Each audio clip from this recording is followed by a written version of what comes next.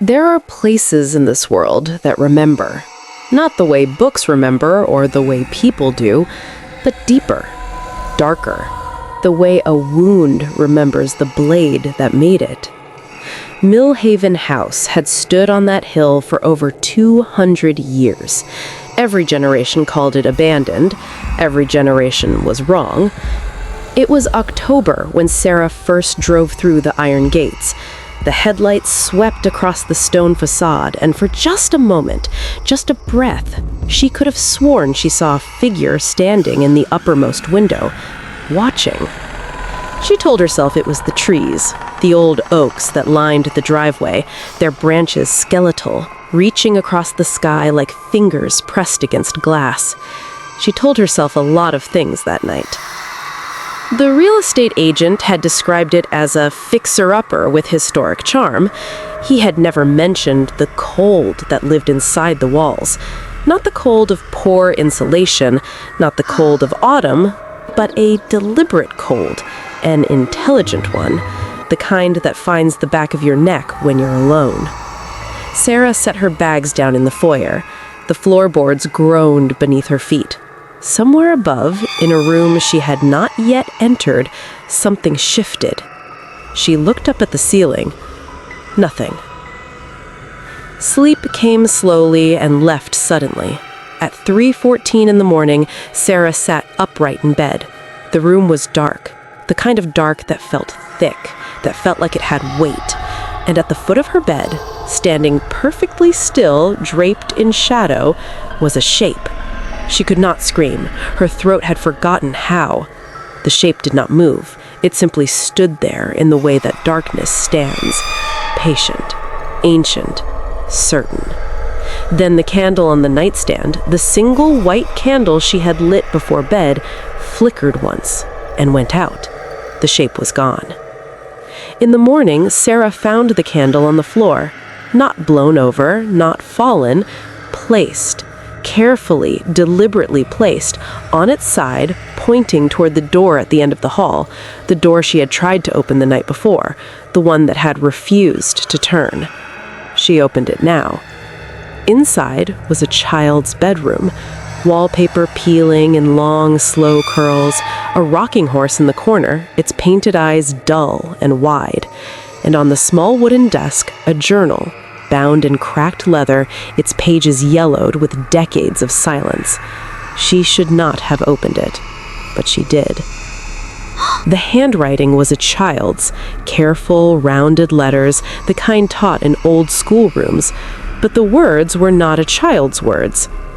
It lives in the seams of the house, between the walls and the plaster. It eats the sound of your voice and drinks the light from your eyes. You cannot see it directly. You can only see what it leaves behind, and it always leaves something behind. The last entry was dated November 3rd, 1961. Below it, added in different ink, shakier, older, 3 words: "It is still here." Sarah closed the journal. Her hands were trembling. The rocking horse in the corner had turned, slightly, just enough. It was facing her now. There are rules in haunted places. Unwritten, unspoken, but absolute. You do not go into the basement after dark. You do not call out into empty rooms. You do not look into mirrors when the lights are low. And above all, above everything, you do not acknowledge what you see in your peripheral vision. Sarah broke every rule. She found the basement door on her 4th day in the house. It had been plastered over. Someone had gone to the effort of covering it completely, fresh plaster over wood, painted to match the wall. But the cold bled through. You could feel it if you pressed your palm flat. A pulse, slow, rhythmic, like something breathing on the other side. She pulled back the plaster with her bare hands. The door opened inward, and the darkness beyond was not empty. It was layered, textured with sounds, soft sounds, wet sounds, sounds that had no business being underground in an old house in October. She descended the steps one by one, her phone's flashlight trembling in her grip. The basement was not empty. Along the walls, in careful rows, were candles. Hundreds of them, burned down to their last inch, their wax pooled and hardened on the stone floor. And in the center of the room, drawn in something she did not want to identify, a circle. Inside the circle, a single word, repeated over and over in a tightening spiral. Stay, stay, stay, stay.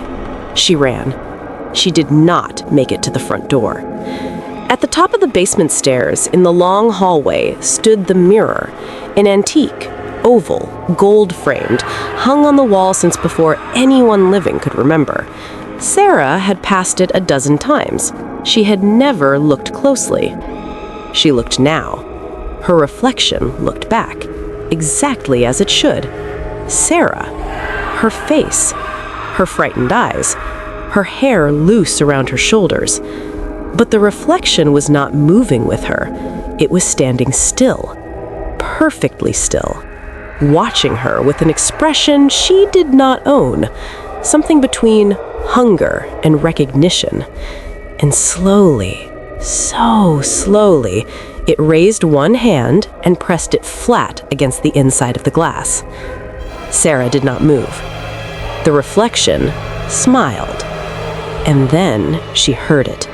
Behind her, close, impossibly close, a breath. Not her own. She spun around. The hallway was empty. When she turned back to the mirror, her reflection was gone. In its place, filling the frame entirely, was a face she did not know. Old, ancient, made of smoke and patience and years. It pressed itself against the glass the way a face presses against a window in the rain. And it whispered, "You opened the door. Now you stay." They found the house empty the following spring. The front door was open. Sarah's car was still in the driveway. Her bags, still unpacked, sat in the foyer. Her phone lay on the hallway floor, its screen cracked, its battery dead. The only thing missing was a single white candle from the nightstand.